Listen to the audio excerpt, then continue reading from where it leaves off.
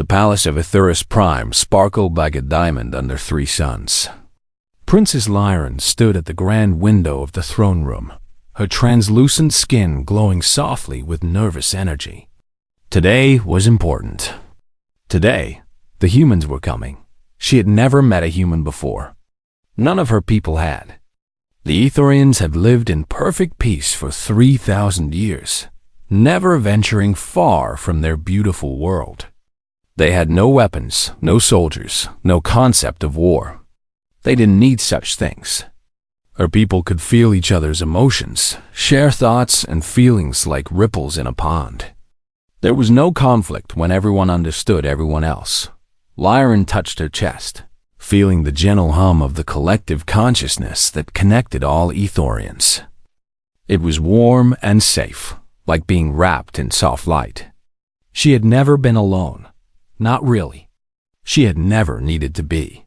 "Daughter," her father's voice echoed in her mind before he spoke aloud. "The human vessel approaches." King Athlon sat on his crystal throne, his long silver robes flowing around him like water. He looked calm, but Lyran could feel his uncertainty through their empathic bond. The humans were unknown. Unknown meant unpredictable. Unpredictable made her father nervous, and his nervousness made her nervous too. The massive doors of the throne room opened. Lyran's breath caught in her throat. The human delegation walked in, and they were nothing like she expected. They wore dark uniforms with strange symbols on them. They walked with purpose, with heavy footsteps that echoed on the crystal floor. The Ethorians glided silently. These humans seemed to take up so much space, so much presence. But it was one human in particular that made Lyran's heart beat faster. He was tall and broad-shouldered, with dark hair cut short and eyes that seemed to see everything. Scars marked his face and hands, actual scars, evidence of pain and healing that her people would never bear. His uniform had more symbols than the others, and he carried himself like he was ready for anything. His name badge read, Commander Marcus Chun. "Your Majesty," the lead diplomat said, bowing. "We come in peace from Earth and her allied worlds. We bring greetings and hope for friendship." The words were kind, but Lyran couldn't stop staring at Commander Chun. He stood slightly behind the diplomat, his eyes scanning the room constantly. Was he looking for threats? Here? In the most peaceful place in the galaxy? The thought was absurd, but something about his alertness made her feel strange. Safe and unsafe at the same time. The ceremony began. Gifts were exchanged. Words of friendship were spoken. Lyran tried to focus, but she kept glancing at the human commander. Once, his eyes met hers, and she felt something she'd never felt before, a jolt, like touching electricity. She looked away quickly, her skin flashing pale blue with embarrassment. Hours passed. The negotiations were going well. The humans seemed genuinely interested in peace and trade. Lyran began to relax. That was when the alarm sounded. It was a noise Lyran had only heard in ancient historical recordings, a warning of attack. But that was impossible. No one attacked anymore. The galaxy had evolved beyond such things. The ceiling exploded. Debris rained down as dark shapes poured through the opening. They were massive, covered in black armor with glowing red eyes. Lyran screamed, and around her, every Ethorian froze in pure terror. They had no training for this, no instinct. Their genetic ancestors had removed all capacity for violence 3,000 years ago. Krill raiders! Someone shouted. The creatures roared and raised their weapons. Lyran couldn't move. She stood paralyzed as one of the monsters charged straight at her father. Then Marcus. Chun moved. Lyran had never seen anyone move so fast. The commander's weapon was in his hand before she could blink. He fired, and the Krill raider fell. More humans rushed forward, forming a defensive line between the Ethorians and the attackers. "Get the civilians back," Marcus shouted. His voice was hard, commanding, Nothing like the soft, empathic whispers of her people. Jenkins, secure the king. Rodriguez, cover the east entrance. Lyron watched in shock as Marcus fought. He moved like water and struck like lightning. Every movement had purpose. When a krill swung at him, he ducked and fired in one smooth motion. When two attacked together, he used one as a shield against the other. It was brutal. It was violent. It was the most terrifying thing Lyron had ever seen. It was also beautiful. Another krill broke through, heading straight for Lyron. She couldn't move, couldn't think, couldn't breathe. The creature raised its clawed hand, and she saw her death in its red eyes. Marcus appeared from nowhere, tackling the krill away from her. They crashed into a crystal pillar, which shattered into 1,000 pieces. Marcus rolled to his feet, putting himself between Lyron and the creature. He fired 3 times, and the krill fell. Then he turned to her, and their eyes met again. His face was hard, focused, but his eyes were checking if she was okay. Princess, we need to move, now. He reached out his hand. Lyron stared at it. His hand was scarred, rough, strong. So different from Ethorian hands. She took it. The moment their skin touched, Lyron gasped. It wasn't the gentle, empathic connection of her people. This was something else. Something raw and immediate and powerful. His hand was warm and solid and real in a way she'd never experienced. Marcus pulled her behind a fallen pillar as energy blasts struck where she'd been standing a second before. He shielded her body with his own, and Lyron could feel his heart beating fast. Not from fear, from exertion, from focus, from life. Stay down, he said, his voice close to her ear. My team will clear them out. Lyron pressed against the pillar, acutely aware of Marcus's presence beside her. She could hear the battle raging around them, the sounds of weapons firing, krill roaring, humans shouting coordinates and warnings to each other. Her people were silent, huddled together in empathic terror, but she wasn't silent. Her heart was pounding. Her breath was coming fast. She was feeling her own fear, her own adrenaline, separate from the collective. For the first time in her life, Princess Lyron was experiencing emotions that were entirely her own, and it had everything to do with the scarred human warrior crouched beside her, ready to die to protect people he'd just met. The battle ended as quickly as it began. The krill retreated, leaving destruction in their wake. As the smoke cleared, Lyron realized she was still holding Marcus Chen's hand, and she had no idea what that meant. The palace's crystal walls flickered with emergency lights. Lyron sat in the council chamber, surrounded by her father's advisors. Everyone was speaking at once, their empathic voices creating a storm of panic in her mind. She pressed her hands to her temples, trying to filter out the noise. The shields are damaged, one advisor reported. Our engineers estimate 3 hours before they're restored. 3 hours? King Athalon's face went even paler than usual. The krill could return at any moment. We should evacuate, another advisor suggested. Flee to the southern continent where the defensive arrays are still functional. Lyron felt the collective agreement rippling through the Ethorian consciousness. Yes, they should run. Running made sense. Fighting was unthinkable. But then she remembered Marcus standing between her and death, unflinching. Your Majesty, Marcus's voice cut through the empathic chatter. He stood at the doorway, somehow both respectful and commanding. We've analyzed the krill attack pattern. They'll be back. They were testing your defenses. Then we must evacuate, King Athalon said. We cannot fight. We are not built for such things. Marcus stepped forward. With respect, sir, evacuation takes time. They'll hit you while you're vulnerable. They'll hit you while you're vulnerable. But if you let me help, we can defend this position. Defend? The king sounded confused, as if Marcus had suggested they learn to breathe underwater. Commander, we appreciate your valor, but you saw how my people reacted. We froze.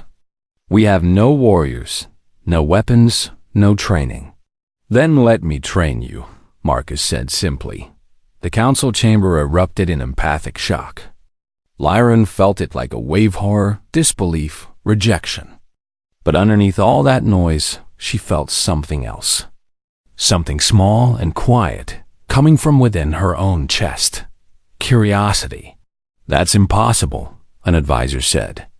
We cannot learn violence in 3 hours. Marcus shook his head. I'm not teaching you violence. I'm teaching you defense. There's a difference. Is there? King Athlon asked quietly. Yes. Marcus's voice was firm. Violence is hurting others because you want to. Defense is protecting what you love because you have to. Your people love each other, right? Love this world? Then you already have what it takes to fight for it. The room fell silent. Lyron stared at Marcus, her heart beating faster. Protect what you love. She'd never thought of it that way. Princess Lyron, Marcus said, turning to her. May I speak with you privately? Every head in the room turned to stare at her.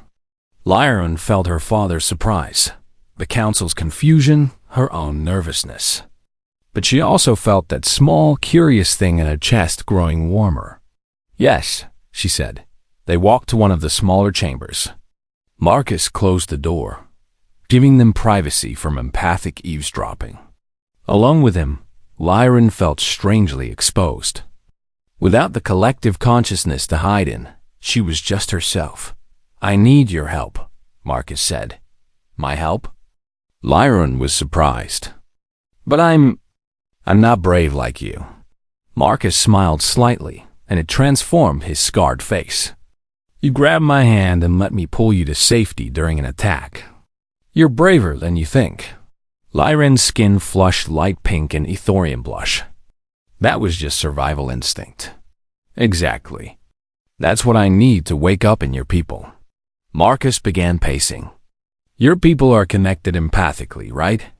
They feel what others feel. Yes, it's how we maintain perfect harmony. Then use it, Marcus said.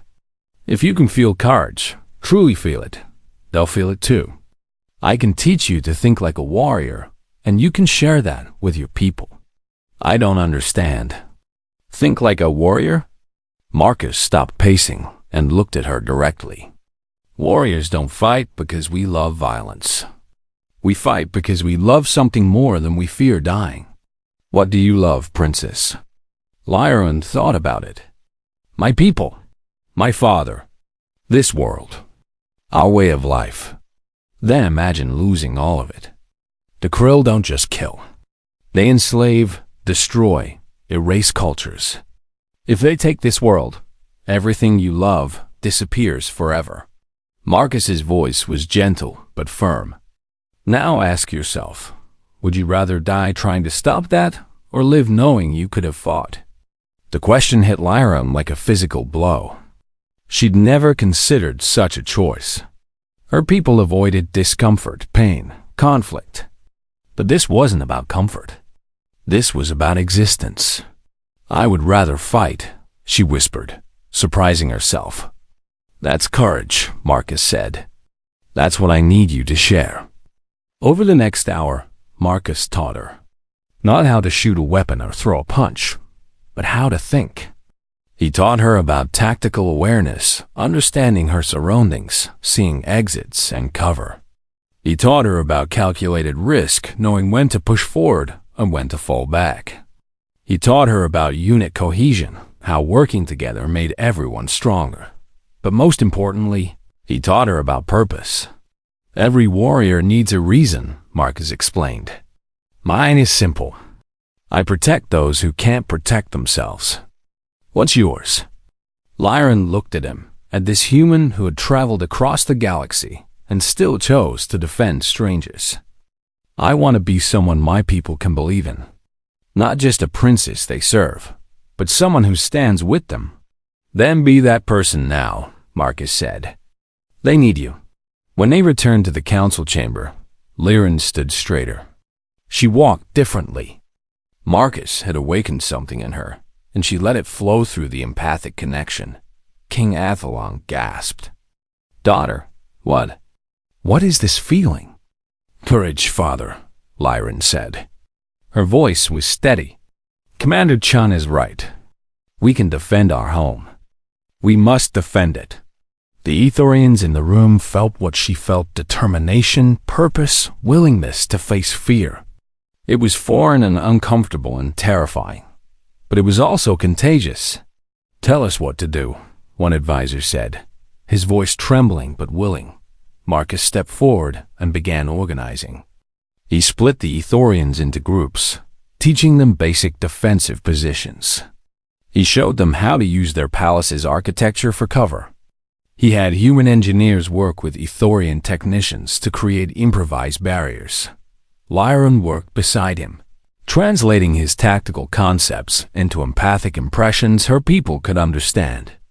When Ethorians became too frightened, she projected calm. When they hesitated, she shared determination. Hours passed. The preparations came together. Marcus checked his scanner and looked up, his expression grim. "They're coming. 30 minutes, maybe less. Multiple ships." Fear rippled through the Ethorians, but this time, they didn't freeze.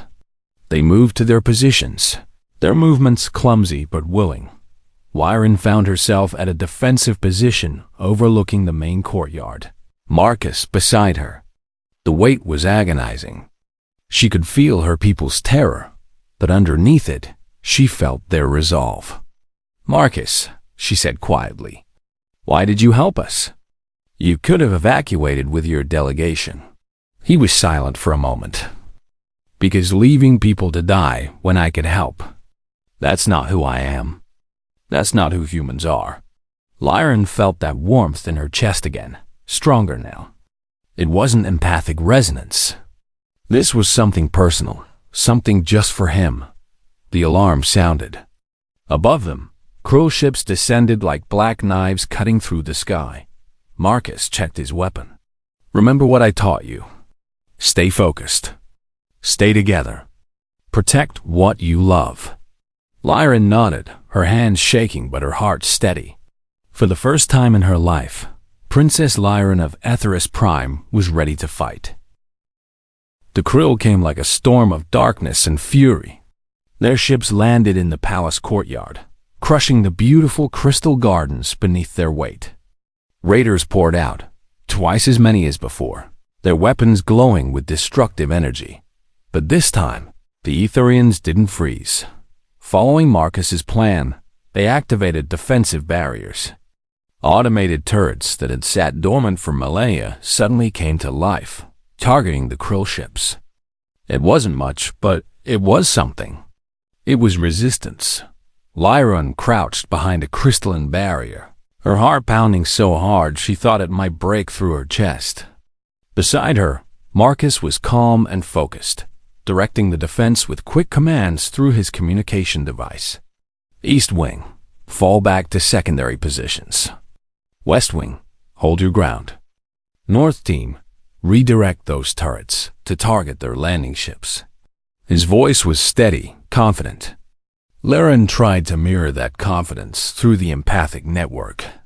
She could feel her people's fear, but she pushed her own determination outward, letting them feel her resolve. A Krill raider charged their position. Marcus fired, dropping it. Another came, then another. Lyran watched, fascinated and horrified, as Marcus defended their barricade with practiced efficiency. Every shot had purpose. Every movement was calculated. "Princess, I need you to coordinate the South Plaza defenders," Marcus said between shots. "They're panicking. Ground them." Lyran closed her eyes and reached out through the empathic network. She found the Southern Group 15 Etherians huddled behind overturned furniture, their fear creating a feedback loop that was paralyzing them. She pushed her consciousness toward them, wrapping them in the determination she'd learned from Marcus. "Breathe," she projected empathically. "Feel my calm. We can do this. We are doing this.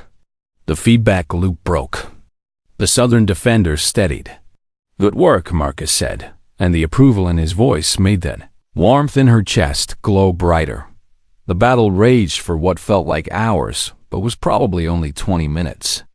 The Etherians weren't warriors, but Marcus had been right. They could defend. Their empathic connection meant they could coordinate without speaking. When one group needed support, others felt it and responded. Then everything changed. A massive Krill commander, larger than any they'd seen, burst through the palace's eastern wall. It roared, a sound that vibrated through Lyrane's bones, and began targeting the Ethorian positions with a heavy weapon.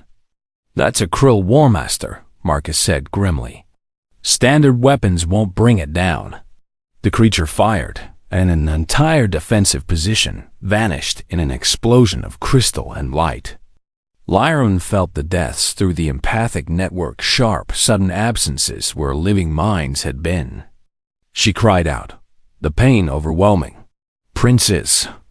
Marcus grabbed her shoulders. Stay with me. I know it hurts, but I need you focused. Lyrane looked at him through tears. They're dead. My people are dying. I know, Marcus said, and there was genuine pain in his eyes. And more will die if we don't stop that Warmaster. Can you help me? She nodded, wiping her tears. What do you need? I'm going to draw its attention. When it focuses on me, I need you to guide the turrets to target its armor joints, here and here. He showed her on his scanner. Your empathic connection to the palace systems should let you coordinate them faster than any computer. But if you draw its attention, it will kill you, Lyrane said. Fear flooding her. Marcus smiled. That soft smile that transformed his scarred face. Only if it can hit me. Trust me, princess. I'm very hard to kill. Before she could protest, he was moving. Marcus ran across the open courtyard, firing at the Warmaster. The creature roared and turned, its massive weapon tracking the human who dared challenge it. Lyrane reached out to the palace's defense network through her empathic connection. She could feel the turrets targeting systems like extensions of her own senses. She watched Marcus dodge and weave, barely staying ahead of the Warmaster's fire, and waited for her moment. There, the creature's arm extended, exposing a joint. She commanded 3 turrets to fire simultaneously. They hit the joint, and the Warmaster's arm sparked but didn't fall. It turned toward the turrets, and Marcus used the distraction to get closer.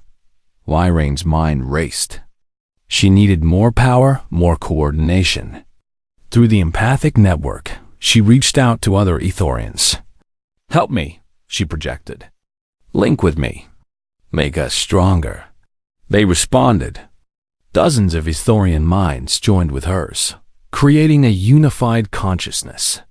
Together, they controlled every defensive system in the palace. When the Warmaster moved, they tracked it. When it exposed a weakness, they struck. Marcus understood what was happening. He began working with them, drawing the creature into positions where they could hit it. Human and Ethorian, working as one. The Warmaster fell to its knees as they destroyed its leg joints. Marcus ran up its back and planted an explosive charge on its head. He jumped clear just before it detonated. The creature collapsed. The remaining Krill raiders, seeing their leader fall, retreated to their ships.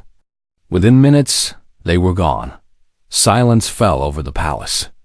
Lyrane released the empathic network, and suddenly she was just herself again. Her body ached. Her head pounded. She had never worked so hard, felt so much, pushed herself so far. She stood on shaking legs and saw Marcus running back toward her position. He was limping, she realized. Blood stained his uniform. You're hurt, she said as he reached the barricade. Just a scratch, Marcus said, but he winced as he climbed over the barrier. Sick, Lyrane commanded, surprised by the authority in her own voice. Let me see. Marcus sat, and Lyran knelt beside him. She had some basic medical knowledge all Ethorians did. She carefully opened his uniform jacket and saw a deep cut along his ribs. "This needs treatment," she said, her hands trembling as she applied a medical patch from a nearby kit. "Thank you," Marcus said quietly. Their faces were close. Lyran could feel his breath, warm against her skin. She could see the battle reflected in his eyes, the weight of leadership, the cost of protection. But she could also see something else. He was looking at her differently now. "You were amazing out there," he said. "The way you coordinated everything, kept your people together. That was real leadership." "I learned from you," Lyran said softly.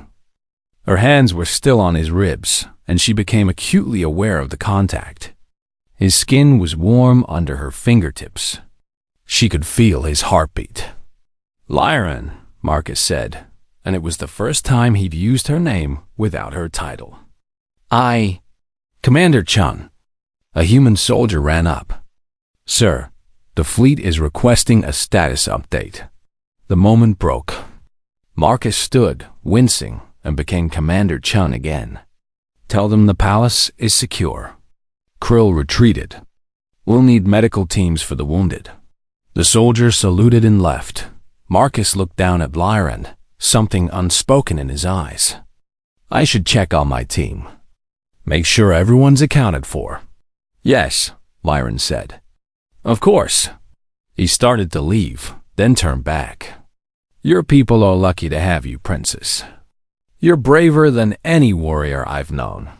Then he was gone, leaving Lyran kneeling behind the barricade with her heart racing and her hands still warm from touching him. She touched her chest, feeling that warmth that had been growing there. It wasn't empathic resonance. It wasn't collective harmony. This feeling was hers alone, bright and terrifying and wonderful. Princess Lyran had discovered something her people had engineered out of themselves 3,000 years ago. Something dangerous and beautiful that made her feel alive in a way she'd never known. She was falling in love with the human warrior, and she had absolutely no idea what to do about it. 3 days passed after the second attack. The palace was being repaired, the dead honored, the wounded tended. But the real change was harder to see and impossible to ignore. The Etherians had tasted courage, and they didn't know what to do with it. Lyra walked through the memorial garden where crystal markers honored those who had fallen. 17 Ethorians had died defending their home. 17 lights extinguished from the empathic network. She felt their absence like missing teeth, gaps where consciousness had been. "They died as warriors," Marcus said, appearing beside her. Lyran hadn't heard him approach. She was getting used to his silent movements, his warrior's grace. "We don't have a word for warrior in our language," she said quietly. "We had to borrow the human word." "You'll create your own word soon," Marcus said. "Languages change when cultures change. Is that what's happening?" "We're changing?" Marcus looked at her, his dark eyes serious. "Yes. The question is whether that's good or bad." Lyran didn't answer. She didn't know. That evening, the king called an emergency council. Lyran sat at her father's right hand, with Marcus standing respectfully near the back. The council chamber buzzed with empathic tension. "We have received a transmission from the Krill mothership," King Athalon announced. "They are offering terms." The room fell silent. "What terms?" Lyran asked, though part of her already knew. "They will cease attacks if we surrender our planet to Krill governance. We would become a protectorate. Our people would be safe, our culture preserved, but we would serve the Krill Empire." An advisor spoke up. "That is not the worst outcome. We would live. We would survive." Lyran felt the empathic agreement rippling through the chamber. Yes, they would survive. Survival was what mattered. Fighting brought death. Surrender brought safety. "No," Lyran said. Every head turned to stare at her. Through the empathic network, She felt their shock. Daughter? King Athalon's voice was gentle but confused.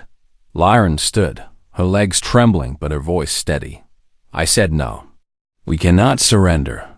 Princess, be reasonable, an advisor said. More fighting means more death. You felt what we lost. Do you want to feel that again? Of course I don't want that, Lyran said, and her voice cracked with emotion. I carry those deaths with me. I'll carry them forever. But surrendering means a different kind of death. It means giving up who we are. We would preserve our culture, another advisor argued. The Krill promised. The Krill lie, Marcus said quietly from the back of the room. Everyone turned to look at him. I've seen a dozen worlds under Krill protection. They strip you slowly. First your defenses, then your resources, then your culture, then your dignity. In 50 years, Etheris Prime won't exist. It'll just be another Krill mining world with slaves who used to be free. You cannot know that, an advisor said. I do know it, Marcus replied. I fought the Krill for 10 years. I've seen what they do. Your Majesty, with respect, surrendering to them is not survival. It's just slower death. King Athalon looked old suddenly, tired. But fighting them means death is certain. At least surrender gives us time, hope. False hope, Lyran said, surprising herself with her certainty. Father, I felt what it was like to stand and fight. For the first time in my life, I felt truly alive. Not just existing in collective harmony, but choosing my own path. Choosing courage over comfort. I can't go back to who I was before. You speak like a human now, an advisor said, and it sounded like an accusation. Maybe I do, Lyran said. And maybe that's not a bad thing. The humans came here in peace. They could have left when the Krill attacked. But Commander Chun and his people stayed and fought beside us. They showed us something we've forgotten, that some things are worth fighting for. The empathic network hummed with conflicting emotions. Some Etherians felt inspired by her words. Others felt afraid.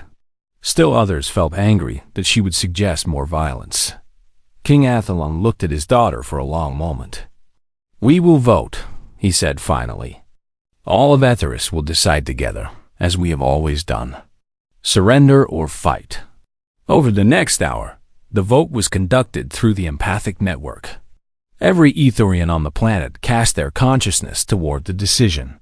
Lyran felt the tide of opinion flowing back and forth like waves.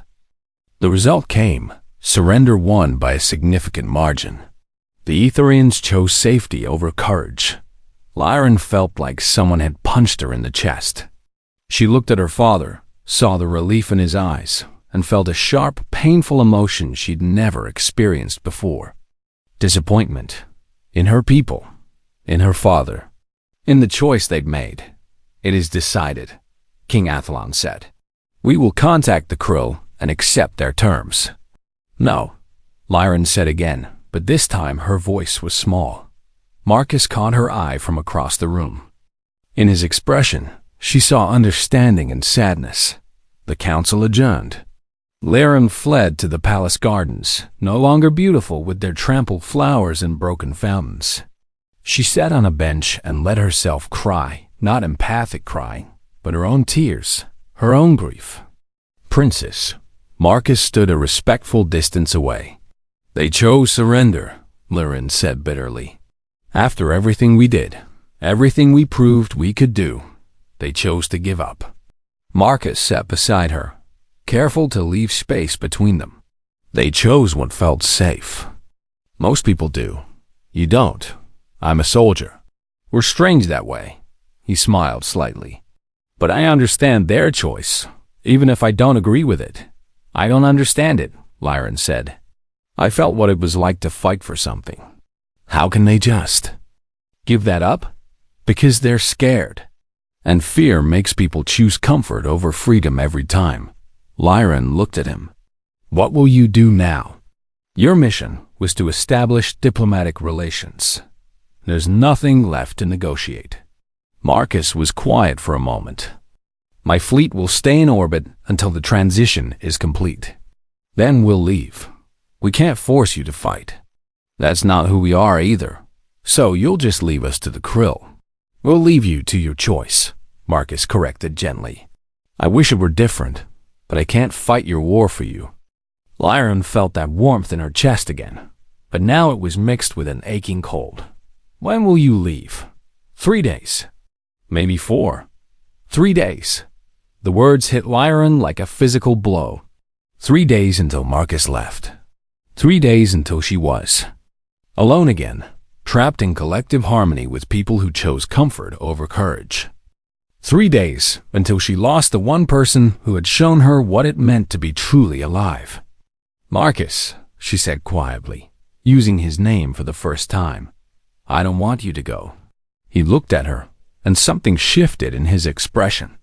Lyran, I know it's foolish. I know we're from different worlds, different species. I know nothing about what I'm feeling. But I know I don't want to lose you. Marcus reached out slowly, giving her time to pull away. When she didn't, he took her hand. His touch sent that electric feeling through her again, that sensation of being completely present in her own body. I don't want to lose you either, he admitted. But I don't see how this works. Your people made their choice. My duty is to my fleet, my command. And even if all of that weren't true, he paused. You're a princess. I'm just a soldier. You're not just anything, Lyran said fiercely. You're the person who taught me to be brave, who showed me what it means to fight for what you love. You're the person who made me feel alive. They sat in silence, hands linked, both knowing that no amount of feeling would change the reality they faced. Above them, the cruel mothership hung in the sky like a dark promise. In 3 days, it would descend, and Aetheris Prime would surrender.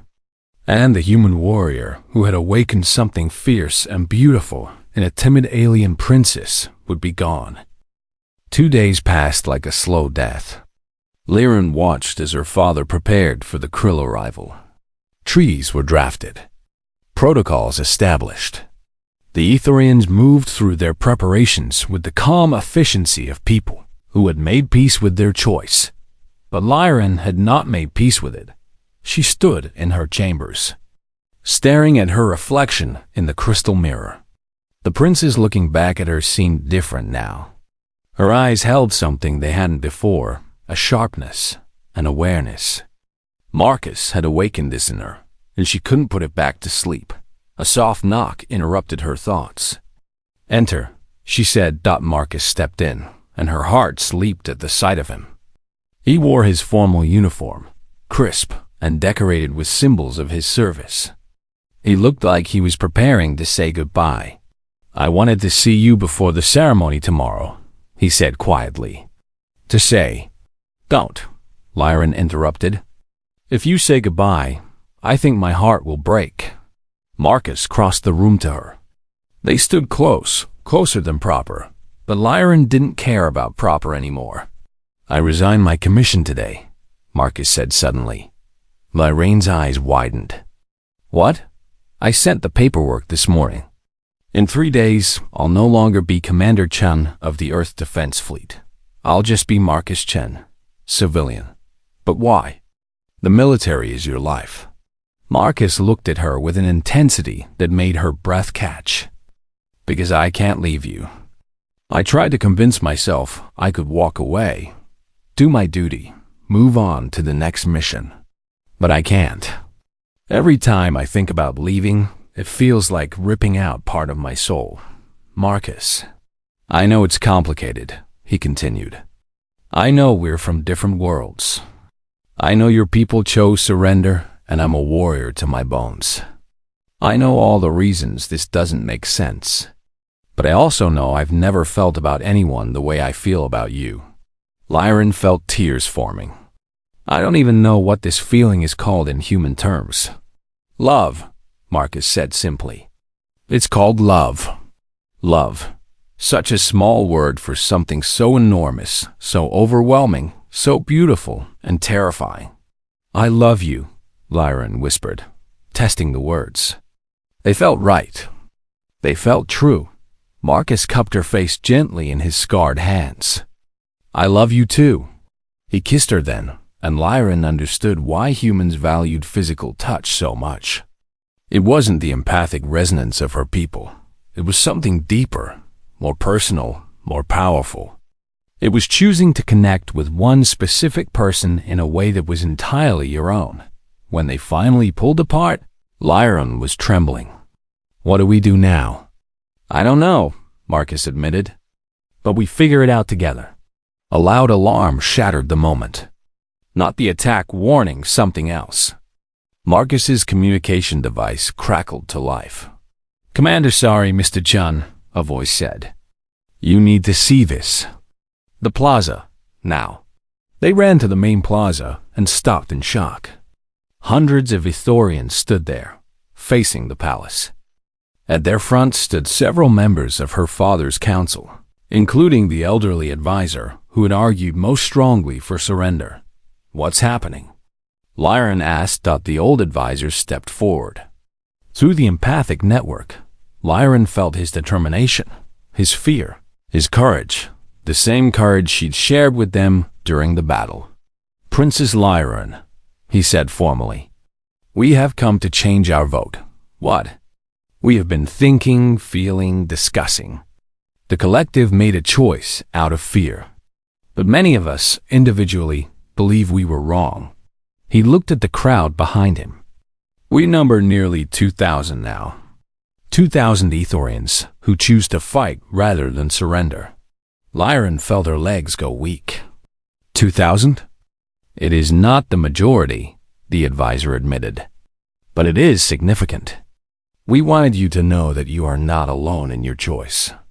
We too have felt what you felt. We too want to be brave. Marcus stepped forward. 2,000 defenders, properly organized, can hold this palace indefinitely. The Krill know this isn't an easy target anymore. If you show them you're willing to fight, they might choose easier prey. King Athlon appeared on the palace balcony, his face pale with shock. Through the empathic network, Lyran felt his confusion, his fear, but also something else. Pride. In her. In his people who found courage. Father, Lyran called up to him. I know the collective voted for surrender, but these people have voted with their presence, with their choice to stand. You taught me that leadership means serving the people. Which people do we serve? Those who chose fear, or those who chose courage? The king was silent for a long moment. Finally, he spoke, his voice amplified across the plaza. I have been thinking about what a human word means. Democracy. It means the people choose. But it also means respecting those who choose differently.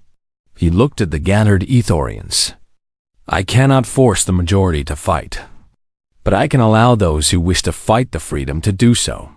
He turned to Lyran. Daughter, I name you Defender of Etheris. Those who wish to stand against the Krill may join your command. Those who wish to accept surrender may do so. We will be divided, but at least some of us will be free. Lyran felt the weight of leadership settle on her shoulders. It was terrifying. It was right. Thank you, Father, she said. The next day, when the Krill mothership descended, it found Etheris Prime split in two. The northern continent accepted Krill governance, but the southern continent, where the palace stood, rejected it. The Krill commander contacted King Athlon. You agreed to surrender. The northern continent has surrendered, Athlon replied calmly. But we cannot surrender on behalf of those who choose to fight. That would go against everything we believe. Then we will destroy the southern continent. You can try, said a new voice, Princess Lyran, standing beside her father. But it won't be easy. We have human advisors now. We have trained defenders. We have courage. And we have something to fight for. Are you sure you want to pay the price? The Krill were silent for a long moment. Then the mothership withdrew. The northern continent would become a Krill protectorate, but the south would remain free for now. The Krill would return eventually, But not today. Months passed. The southern continent transformed. Lyran trained every day with Marcus, learning to fight, to lead, to think strategically. Other Ethorians joined them. Slowly, they built something new, a culture that combined Ethorian empathy with human courage. They called themselves the Unified. The northern and southern continents maintained contact through careful diplomacy. Some families were split. Some relationships broken. It was painful. But it was also honest people choosing their own paths rather than following collective fear. One evening, Lyran and Marcus stood on the palace wall, watching the sunset. They did this often now, finding peace in quiet moments together. "Do you regret resigning your commission?" Lyran asked. Marcus smiled. "Not even for a second. I found something more important than duty." "What?" "Home." He looked at her. "You're my home now. This is where I belong." Lyran leaned against him, marveling at how natural it felt. "My people who stayed in the north think I've become too human. Have you?" She thought about it. "No, I've become myself. That's what you taught me, that I could be an individual, not just part of the collective. That I could choose my own path." "And what path did you choose?" Lyran smiled. "All of them. I'm Ithorian and human. I'm princess and warrior. I'm empathic and individual. I'm peaceful and fierce. I don't have to be just one thing." "That's what makes you amazing," Marcus said. They kissed as the sun set, painting the sky in colors that neither human nor Ithorian had words for. Below them, the Unified trained and lived and built a new future. Above them, stars twinkled with infinite possibility. Princess Lyran had been timid once.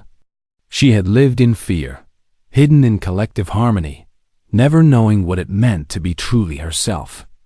But the human warrior had shown her something she'd never known: courage, love, individuality, choice. She had learned that bravery wasn't the absence of fear. It was feeling the fear and choosing to fight anyway. It was protecting what you loved, even when the cost was high. It was standing up when everyone else sat down. Most importantly, she had learned that she was enough. Not because she was perfect, but because she was willing to try. The timid alien princess was gone. In her place stood Lyram the Defender, warrior and diplomat, Ithorian and human touched, princess and fighter, and she was exactly who she was meant to be. Marcus took her hand, their fingers intertwining. Two different species, two different worlds, choosing each other every single day. "Ready for tomorrow's training?" he asked. Lyran grinned, fierce and joyful. "Always." Together, they walked into the future they were building, one brave choice at a time.